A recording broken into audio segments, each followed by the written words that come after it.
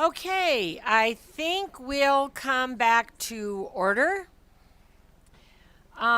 Just as a heads up, if you are here for the work session on Senate Bill 454 or 490, we will not be doing those tonight. And if you are here for the work session on any of the assembly bills from 469 all the way to 512, we will not be work sessioning those tonight. What we will be doing is we will be hearing Senate Bill 112 and we will work session Senate Bill 118 and SB 506.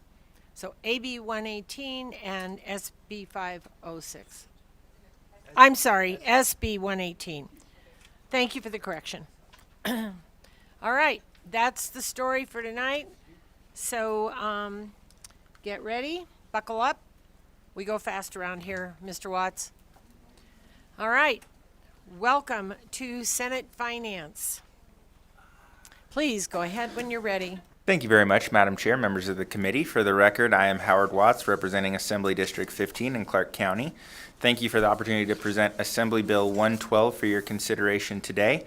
Assembly Bill 112 would create a wildlife crossings account in the state and would appropriate $5 million to that fund. That fund would support the Department of Transportation and Department of Wildlife in planning, developing, and constructing wildlife crossings, including all the related studies and other needs to identify these areas and design them. Wildlife crossings provide a variety of benefits both to motorists in the state by preventing collisions with wildlife, as well as helping reconnect migratory corridors. Every single wildlife vehicle collision comes with costs that mount into the thousands or even tens of thousands for deer, elk, and moose, from the cost of repairs, the cost of injuries, death, the cost of lost wildlife, and of course the incident response. One of the key reasons why this legislation is being brought forward is because under the federal infrastructure law, there is now a $350 million wildlife crossings pilot program. With the amount of federal land that Nevada has, the match that we can obtain for those funds is 95-5.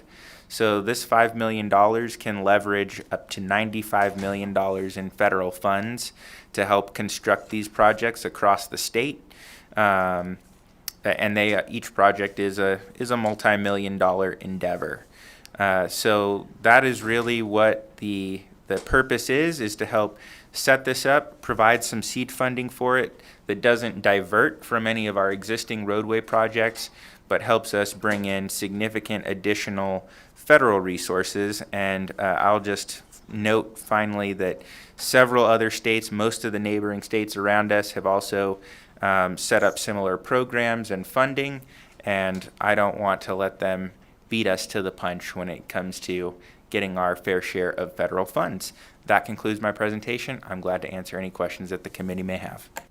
Thank you, Mr. Watts. And I'm going to start it off because I'd like to ask, can you give me a visual of what these look like? Thank you, Madam Chair. Howard Watts for the record. Yes, so they can take a wide range of forms, and they can accommodate many different wildlife. So it could be, the smallest can be culverts put under roadways to help desert tortoise cross as part of desert tortoise mitigation, especially in the southern part of our state. But there are also large crossings. Some can be underpasses, but some can also be overpasses, much like you'd see with a road, but they are developed, and then it's basically a kind of dirt path that wildlife can use to cross over the road. There's often significant fencing along those to help kind of drive the wildlife to get onto the crossing instead of jumping out into the highway. And so that's what they look like. There are, I think, a few, but there's a very prominent one in Boulder City, primarily for the benefit of bighorn sheep. That's on I-11.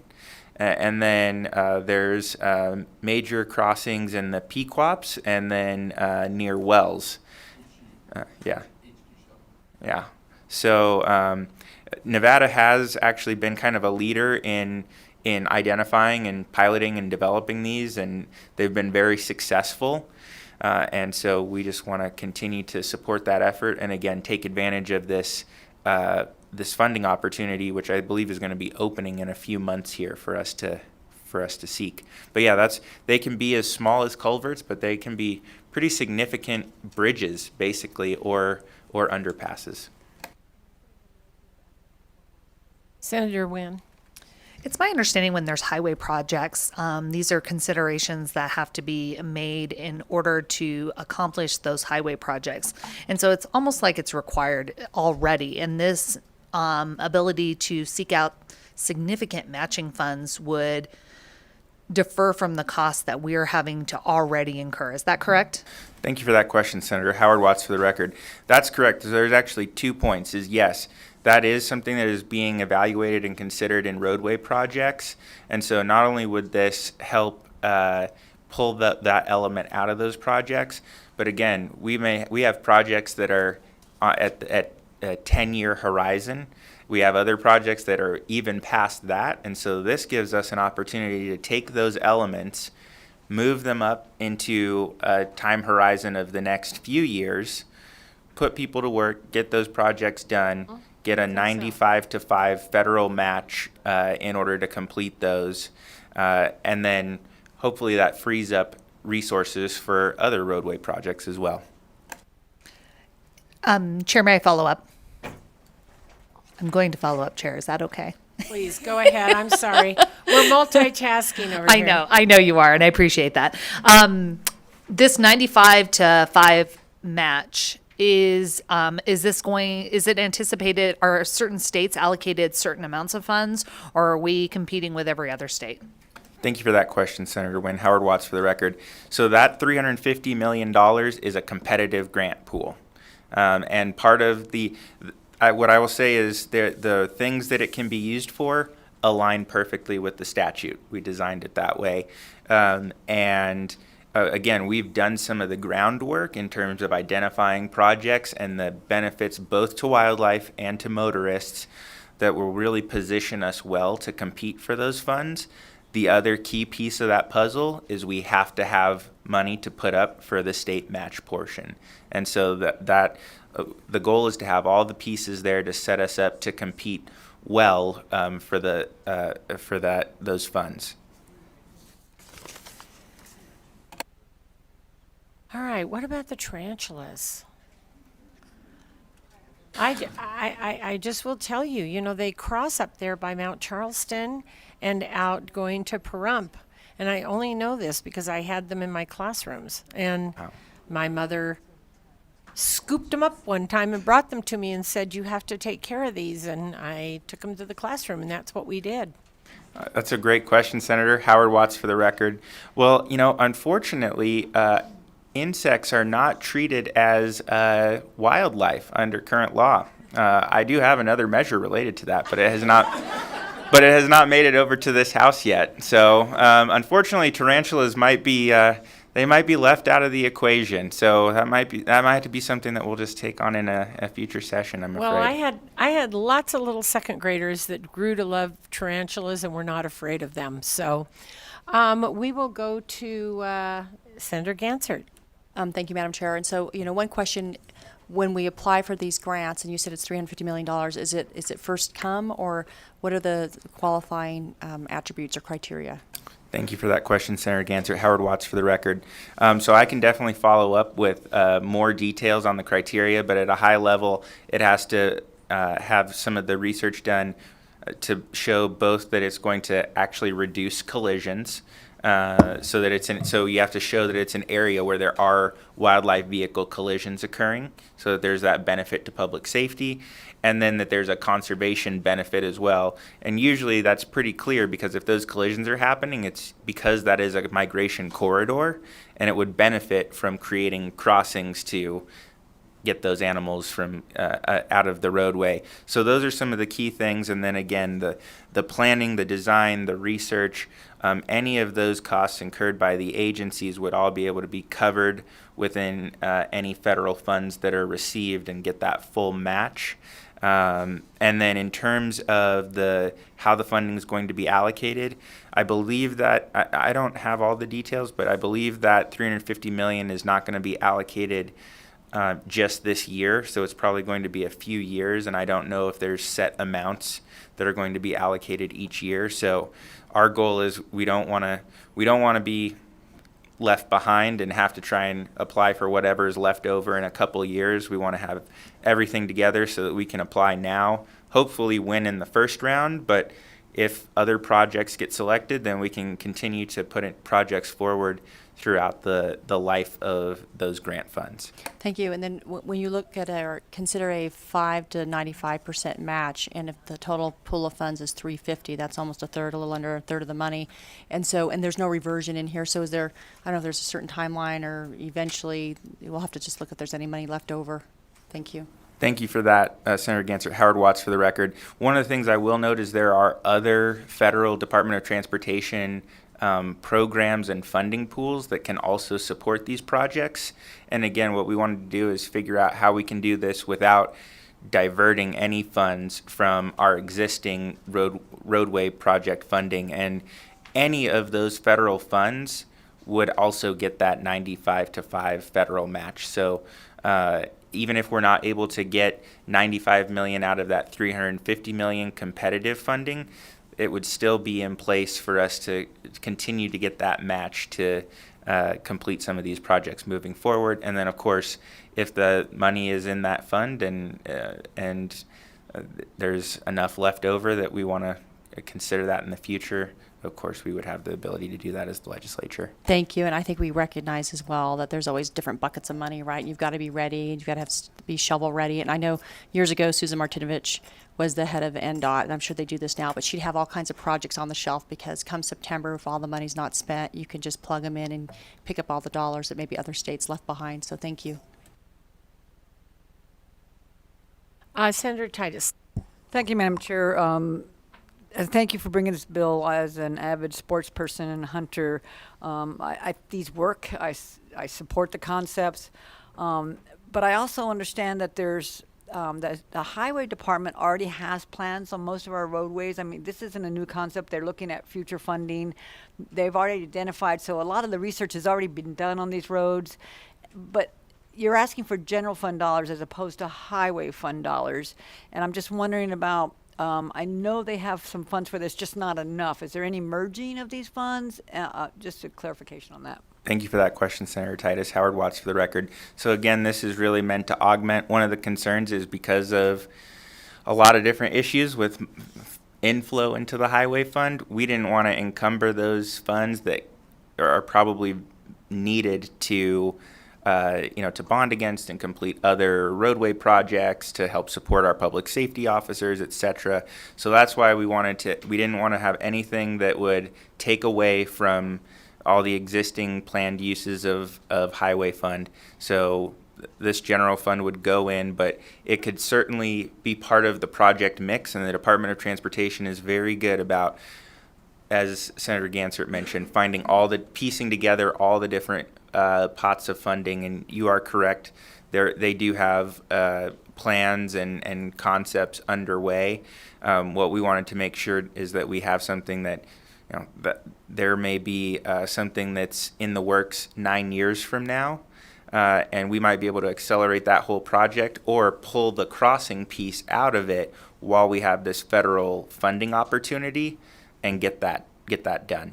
Right, great. Because while I definitely appreciate saving wildlife lives, it also saves human lives when they don't hit these animals. So it's a win-win, I think. So thank you for bringing it forward.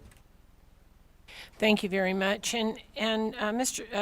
Assemblyman Watts, would you kind of address if the money reverts? It's, usually it does. So I was just curious if you could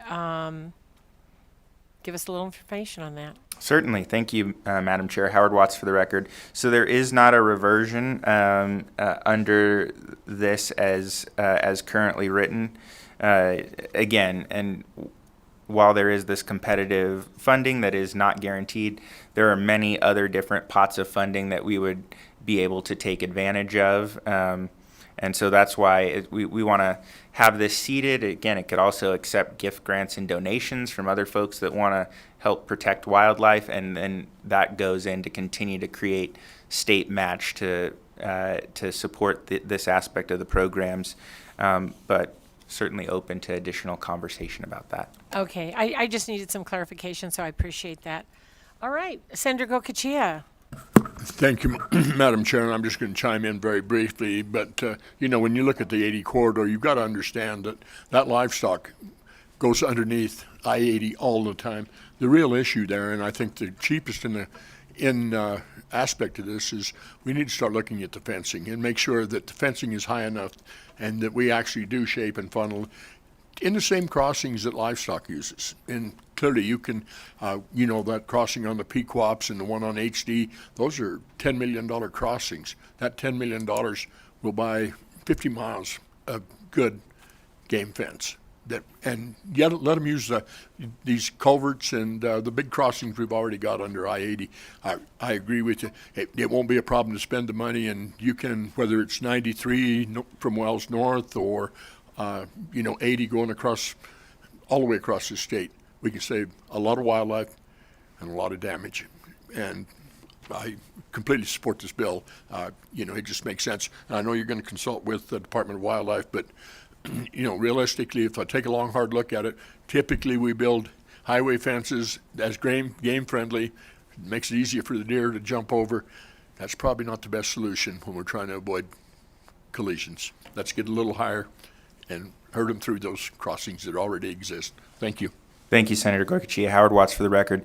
Yes, and I think you've already recognized this, but other related highway features. So there's fencing along those roadways is definitely another aspect that, again, to your point, is not only something that can be incorporated into new projects, but could be incorporated to help funnel animals to those corridors. And the other thing I will note is that in consultation with the Department of Agriculture, we did require that there be consultation as well with any affected private landowners or holders of grazing rights to make sure that there's consultation and coordination in any of these projects being developed and carried out.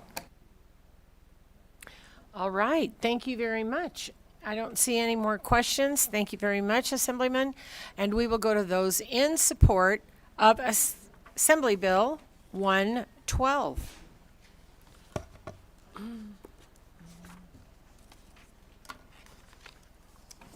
Thank you, Madam Chair and members of the committee. For the record, my name is Christy Cabrera-Georgeson. I'm the Deputy Director of the Nevada Conservation League, and we are in strong support of AB 112. It's one of our top priorities this session. NDOW reports that we have a significant amount of these accidents every year, and it costs the state about $20 million every single year. These crossings are wildly effective, about 90% reduction in these accidents when these crossings are put in. So this will save wildlife lives, save human lives, save the state some money, and get us access to some federal funds. So we strongly urge the committee's support. Thank you. Thank you, Madam Chair. Good evening, committee. Leah Case today on behalf of the Associated General Contractors Nevada chapter. This is an excellent use of general fund dollars to supplement what we're doing with our highway construction. And I think it was noted earlier in the committee that there is a deficit, a pretty extreme deficit in our highway funding right now, and that will only continue to grow. So the more that we can supplement these projects with additional dollars, the better off we'll be. Thank you. Thank you, Madam Chair, members of the committee. My name is Tom Clark. I'm here on behalf of the Nevada Outdoor Business Coalition. We support all things wildlife. More importantly to this conversation, I represent MEDEX Air One. They are the rural fixed wing and rotor helicopter service in rural Nevada. They know these things work when they're installed in places around the West, especially in Nevada. The wildlife use them, and it gets them off the roads. A lot of the conversation is, you're doing 80 miles an hour and you hit a deer. That's terrible for everybody involved, the deer and the driver and their passengers. Unfortunately, what happens a lot is they swerve to miss that animal, and they end up rolling around in the desert. And so that causes a very bad accident. So we very much support this legislation. Thank you, Madam Chair. Thank you very much. All right, with that, we'll go to Las Vegas. Seeing none, we'll go to the phone lines. BPS, when you're ready. If you would like to testify in support of AB 112, please press star 9 to take your place in the queue.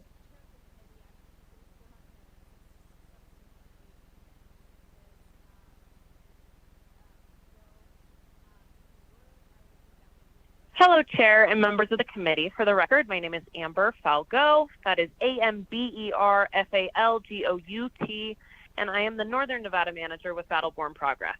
We are calling in tonight in full support of Assembly Bill 112 because it provides a great investment in our wildlife and our communities. This investment will protect wildlife corridors, migration patterns, and drivers. We fully support this measure and we urge the committee support. Thank you to the sponsor for also bringing this bill. Have a wonderful evening. Thank you. Next caller, please.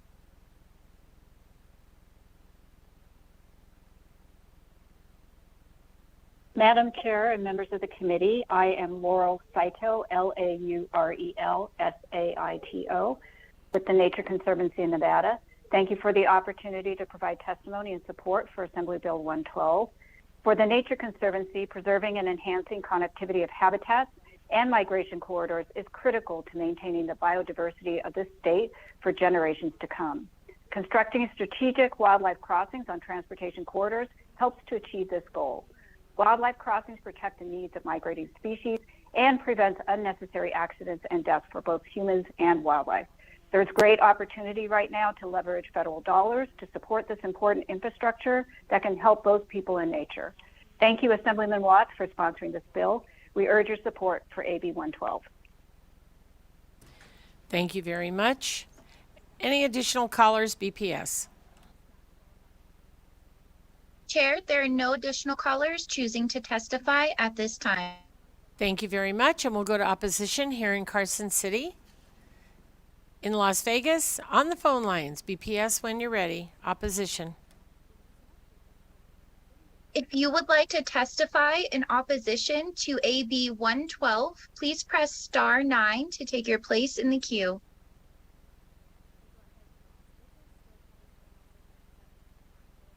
Chair, there are no callers choosing to testify at this time. Thank you very much. And we'll go to neutral here in Carson City, in Las Vegas, and on the phone lines, BPS, when you're ready. If you would like to testify in neutral for AB 112, please press star 9 to take your place in the queue.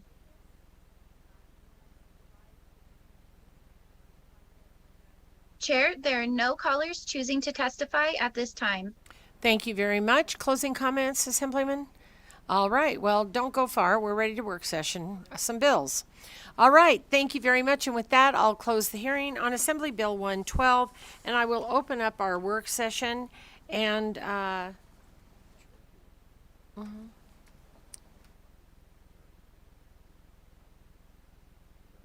right, Mr. Thorley or Ms. Crockett, whoever's on task, go ahead when you're ready, please.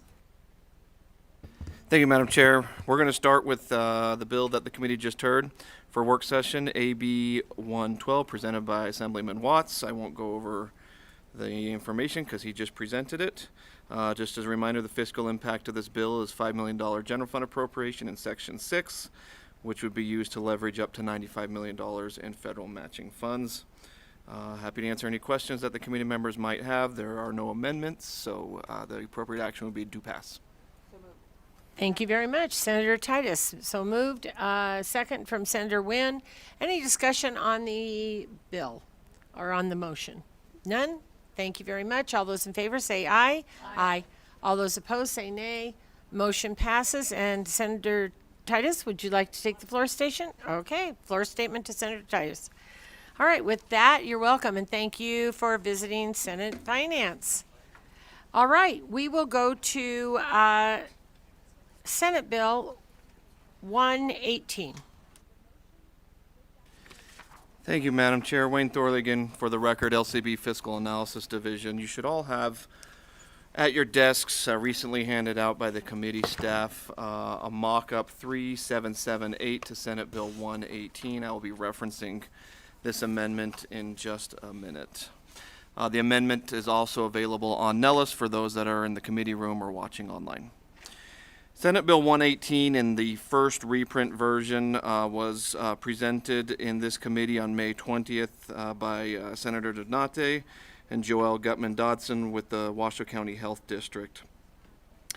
The bill in reprint 1 removes the requirement that 2 counties must be physically adjacent in order to create a health district, requires that an account be created in the state general fund for the purpose of improving public health in the state, requires the administrator to allocate money in the account annually to be used by each health authority, defines the term health authority, and prohibits the health authority from using such money to replace or supplant other sources of funding, requires annual reporting to the legislature, requires Department of Taxation, and then requires the Department of Taxation to annually transfer 35% of the proceeds of the tax for the purchase or sale of tobacco products other than cigarettes, also known as OTP, into the account. The effective date would be July 1, 2023.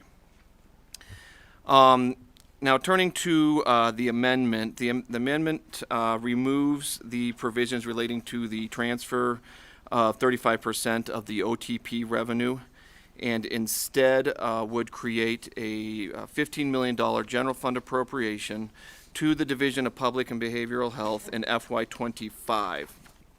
That is section 9.2 of the mock-up amendment. The section 9.2 would also require that it lays out how the DPBH would distribute the money amongst the health districts, the 3 health districts, and then DPBH would be responsible for administering the money in the remaining counties. There's also reporting requirements to the legislature later on in that section. The intent here is that this would be ongoing funding and not one-time funding, and that the $15 million would be included in the DPBH base budget when that budget is submitted to the 2025 legislature. There is one small change to the mock-up in the last section, the effective date, section 10.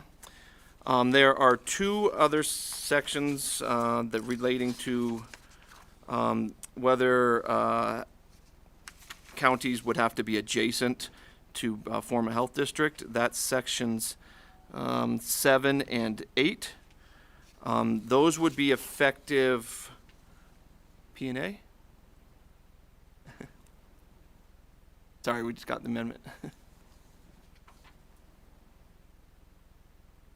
Joelle Gutman-Dodson for the record. That could be effective upon passage of the bill or July 1, 2023, whatever the preference is.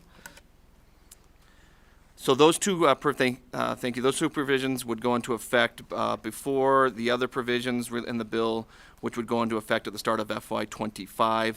And again, that's when the $15 million general fund appropriation would occur in FY25 and then be distributed to the local health districts for public health programs. There was testimony and support was provided by the Washoe County Health District, Carson City Health and Human Services, Nevada Public Health Association, Churchill County, Southern Nevada Health District, UNR, Central Nevada Health District, SEIU Local 1107, several other public health associations, and the Nevada Disability Peer Action Coalition. There was no opposition, no testimony in opposition. The Division of Public and Behavioral Health testified in neutral. If the committee wishes to move forward with this bill and with the mock-up amendment with the $15 million general fund appropriation, the appropriate action would be to amend and do pass, and happy to answer any questions the committee members might have. Thank you very much. Senator Titus, did you have a question? Just a comment. Thank you very much. Appreciate the bill. Appreciate the amendment and clarification of the funding. As the county health officer for Lyon and the representative of 6 rural counties, including Churchill, which is important for this bill, during our last pandemic, it certainly was proud to represent Churchill County, who really kind of stood up the public health issue and crisis and brought in other counties around them. And this is a bill that will really help rural areas move forward. But even more importantly, it will look at some sustained funding for public health issues, and definitely support it as amended and even before so, but even more with the amendment. Thank you very much. Thank you very much. Any additional questions from the committee? Seeing none, I'll accept a motion. So moved by Senator Titus, second by Senator Wynn. Any discussion? All those in favor say aye. Aye. All those opposed say nay. Motion passes, and I will give the floor statement to Senator Donate.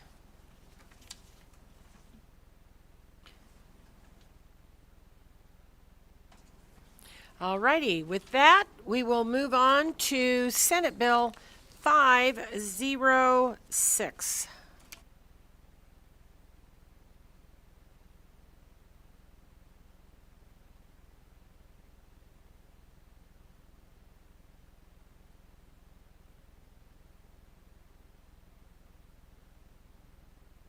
Thank you, Madam Chair. Wayne Thorley, again for the record, LCB Fiscal Analysis Division. Senate Bill 506 was heard in this committee on May 30th and it revises provisions relating to records of criminal history. The bill was presented by Daniel Miller with the LCB Fiscal Analysis Division. This is a bill that was requested to be drafted by the money committees when they closed the budget for the Central Repository for Nevada Records of Criminal History. The bill allows fees collected by the Central Repository for Nevada Records of Criminal History to also be used for any other purpose authorized by the legislature.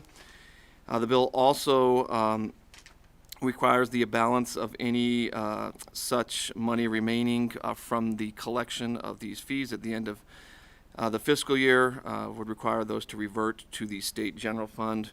The effective date in the bill is July 1, 2023. However, a verbal amendment was proposed by Mr. Miller, and this has been discussed with the agency also, to make the bill effective October 1, 2014. This would allow the agency to balance forward reserve funding from year 1 of the upcoming biennium to year 2, which is consistent with how the money committees close their budget. So the change to the effective date will allow the budget to be funded as the money committees decided. There was no testimony in support or opposition. There was testimony from the administrator of the records RCCD division of DPS, and I'm happy to answer any questions that the money committees might have. The appropriate action would be to amend and do pass with that change to the effective date from July 1, 2023 to October 1, 2024. Thank you very much. Questions about Senate Bill 506? All right. Not seeing any, I'll accept a motion. Senator Neal makes the motion, second from Senator Wynn. Any discussion on Senate Bill 506? All those in favor say aye. Aye. All those opposed say nay. Motion passes, and I will give this particular floor statement to Senator Harris.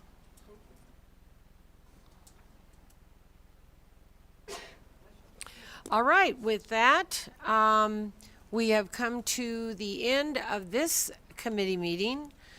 Tomorrow we will be call of the chair. I can tell you it will most likely not be 8 o'clock in the morning. So mostly because we're probably going to have a lot of other things going on. So just stay tuned, and it's that time of year. So have a nice evening. Please drive safe. And we're going to go to public comment first. No public comment in Carson City, Las Vegas, BPS phone lines. If you would like to provide public comment, please press star 9 to take your place in the queue.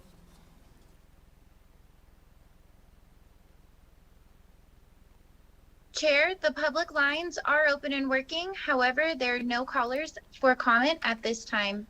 All righty, thank you very much. With that, now we'll adjourn, and we'll see you tomorrow. This meeting is adjourned.